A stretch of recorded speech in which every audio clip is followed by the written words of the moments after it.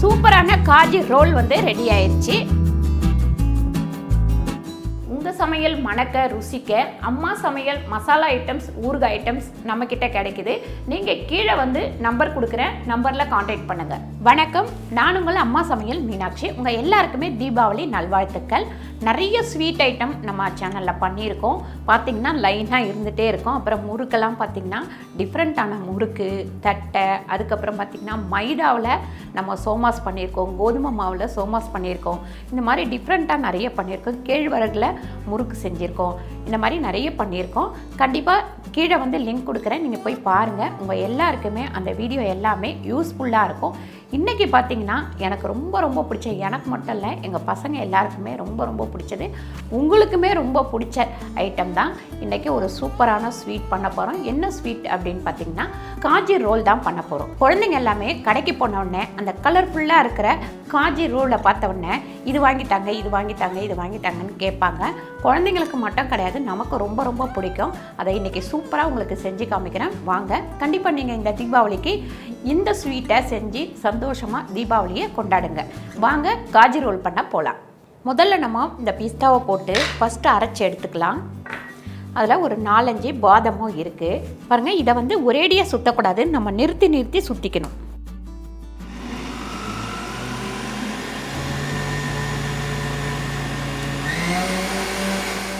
இந்த பிஸ்தாவை நல்லா நம்ம ஜலிச்சு எடுத்துக்கலாம். பாருங்கள், இந்த மாதிரி சூப்பராக ஒரு ஸ்பூன் வச்சு பொறுமையாக இது பண்ணிக்கோங்க. ஏன்னா இதில் எண்ணெய் பசை இருக்கிற தொட்டு உங்களுக்கு ஜலிக்கும் போது சில டைம் கொட்டாது. இப்போ நம்ம பிஸ்தாவை நல்லா அரைச்சாச்சு, இந்த மாதிரி நைஸாகவும் ஜலிச்சாச்சு. இந்த அளவுக்கு தான் நமக்கு வந்து அரைப்படம். மிக்சியில் 2.5 ஸ்பூன் அளவுக்கு அரைச்ச சர்க்கரையை இதில் சேர்த்துக்கலாம். இப்போ இதில் வந்து கொஞ்சமாக பால் விட்டு பிணைஞ்சிக்கலாம். நிறைய விட்டுறாதீங்க, கம்மியாக விட்டால் போதும்.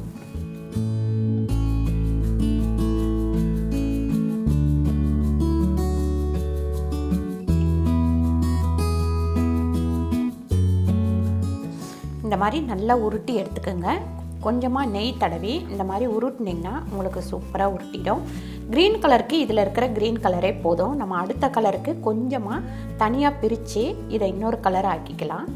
பாருங்கள், நான் கொஞ்சமாக வந்து ஃபுட் கலர் சேர்க்குறேன். உங்களுக்கு ஃபுட் கலர் வேணும்னா சேர்த்துக்கோங்க, இல்லை இதில் வர க்ரீனோட விட்டுறதுனால விட்டுருங்க. நான் வந்து 2 ரோ கலர் வர மாதிரி பண்ண போகிறேன், அதனால தான் இந்த கலர் சேர்த்துக்கிறேன்.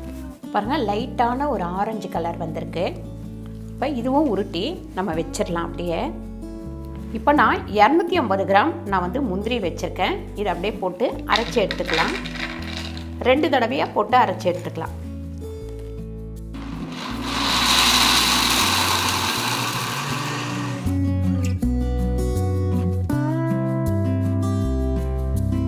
பாருங்கள், இந்த பட்டர் பேப்பரில் லைட்டாக நெய் தடவிக்கிட்டேன்.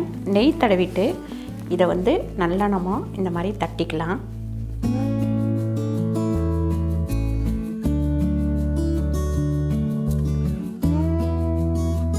பாருங்கள், இந்த கட்டை வச்சு இப்படி லைட்டாக தடவி கொடுத்துக்கோங்க. ஏன்னா ரொம்ப அழுத்துனீங்கன்னா ஒரு மாதிரி ஆகிடும்.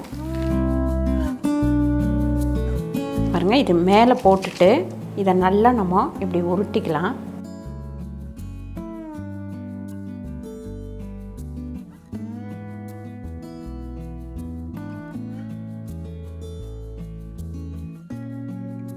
இந்த மாதிரி உருட்டி வச்சுக்கோங்க ஃபஸ்ட்டு. பாருங்கள், பிஸ்தாவை நல்லா உருட்டி ஓரமாக வச்சுட்டோம். தண்ணி வந்து ஒரு 3/4 கப் போட்டுக்கலாம். நான் வந்து அரைச்ச சுகரே வச்சுருக்கேன், அது வந்து ஒரு 150 கிராம் போட்டுக்கலாம்.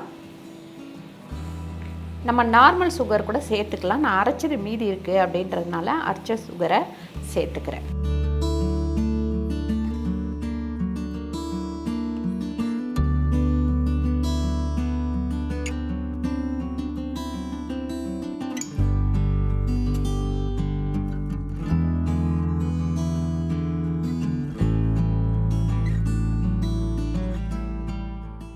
பாருங்கள், ஒரு கம்பி பாகு வந்தால் போதும். இந்த மாதிரி நம்ம விடும்போது பாருங்கள் கம்பி மாதிரி இறங்கும். அதில் இந்த அரைச்சி வச்சுருக்கேன் இந்த முந்திரியை இதில் சேர்த்துருவோம்.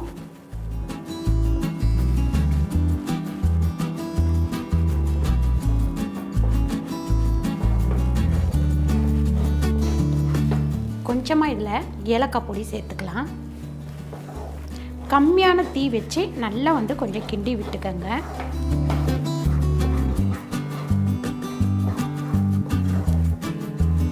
ஒரு 2 சொட்டு அளவுக்கு நம்ம லெமன் புழிஞ்சிக்கலாம். அது ஏன்னு கேட்டிங்கன்னா நமக்கு வந்து கட்டி கட்டியாக ஆகிடாமல் இருக்கும் சர்க்கரை, அதுக்காக தான். பாருங்கள், இந்த மாதிரி கம்மியான தீயில் வச்சு இப்படி கிண்டிக்கங்க. இப்போ இந்த அடுப்பை ஆஃப் பண்ணிவிட்டு இதுலேயே கொஞ்சம் சூட்லேயே இருக்கட்டும், நம்ம கிண்டி விட்டுக்கலாம். பாருங்கள், இந்த பட்டர் பேப்பரில் நல்ல நெய் தடவிட்டு இதை வந்து இந்த மாதிரி போட்டுக்கோங்க. கொஞ்சம் சூடாகவே போட்டுருங்க, கொஞ்சம் ஆறட்டும்.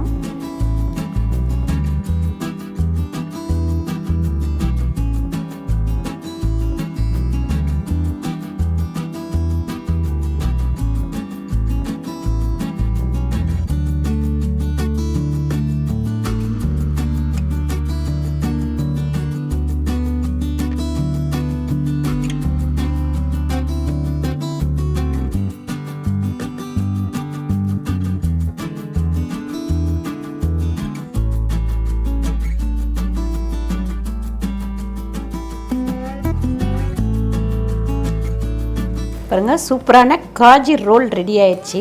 அது மேலே லைட்டாக நம்ம குங்குமப்பூவை சேர்த்துக்கலாம்.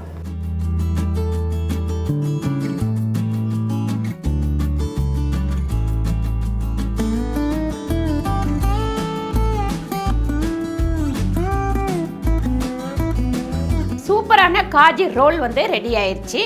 நீங்களும் வந்து இந்த தீபாவளியை இந்த ஸ்வீட் செஞ்சு கொண்டாடுங்க. இந்த வீடியோ உங்களுக்கு பிடிச்சிருந்தா லைக் பண்ணுங்கள், ஷேர் பண்ணுங்கள், சப்ஸ்கிரைப் பண்ணுங்கள், ஃபேஸ்புக்கில் ஷேர் பண்ணுங்கள், மறக்காமல் கமெண்ட் பண்ணுங்கள். நன்றி, வணக்கம்.